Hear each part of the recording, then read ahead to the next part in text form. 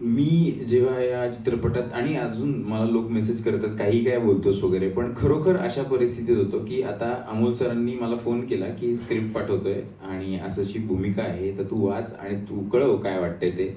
तेव्हा अशा टप्प्यापर्यंत मी येऊन पोचलो होतो की आता अभिनय थांबावा, म्हणजे अगदी बंद करून टाकावा सगळं, आता कुठेतरी वेगळीकडे जावं वगैरे असं नाही, पण आता नाही येते, आपल्याला जमत नाहीये, आपल्याला काही जमत नाहीये.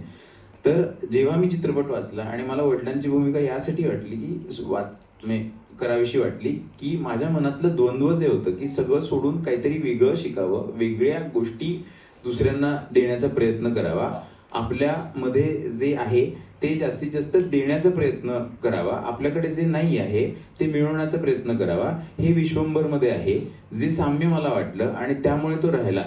म्हणजे मी हे खूप वेळा त्यांना सांगितलं, खूप वेळ, 1 महिनाभर ते चित्रपटात स्क्रिप्ट माझ्याकडे होतो, मी बाकी सगळ्या गोष्टी बंद केल्या होत्या. अनेक लोक मला खरोखर शिव्या घालतील की मी त्यांचे चित्रपट किंवा त्यांच्या नाटकांमध्ये काम केलं नाही, मला याची पूर्ण जाणीव आहे त्या काळामध्ये, आणि मी त्यांना सांगायचो की मी बिझी आहे किंवा मी आजारी आहे, की खूप कारणं दिली. पण या चित्रपटाच्या बाबतीत मला त्यांना खरं बोलावं असं वाटलं. मी म्हटलं तसं की अकस्मात तोही पुढे जात आहे, तो सच्चेपणा घेऊन पुढे जाणारा माणूस माझ्यात शिल्लक राहावा अशी माझी इच्छा आहे. आणि मी सच्चेपणाने सांगितलं की मला ही भूमिका करायची आहे, त्यासाठी मी लुक टेस्ट, ऑडिशन, जे जे काही लागेल ते सगळं करायला तयार आहे, पण मला प्रयत्न करू दे. जर मी सक्सेसफुल नाही झालो तर तुम्हाला जर वाटलं की नाही योग्य. मला एक गोष्ट सांगायची आहे, ती भूमिका करताना आम्ही लुक टेस्टच्या आधी त्याला म्हटलं की पुष्कराचं वजन पण जरा जास्त वाटतंय. या मुलांनी 12 किलो वजन कमी केलं. 12 किलो वजन कमी केलं याने, आणि he was very dedicated toward it. त्यामुळे प्लीज कंटिन्यू, तुझा हा जर्नी डेफिनेटली खूप वेगळा आहे. धन्यवाद. तर तेच आहे, पण या सगळ्या गोष्टींचा कुठलाही मला वाटते की कुठलाही कौतुक, अभिमान, अहंकार, कुठल्याही गोष्टी न बाळगता जे काही मला देता आलंय चित्रपटासाठी ते देण्याचा प्रयत्न केलाय, आणि ते इतरांनी दाखवलेल्या खूप जेन्युनिटीमुळे करता आलंय. तर त्याच्याबद्दल धन्यवाद.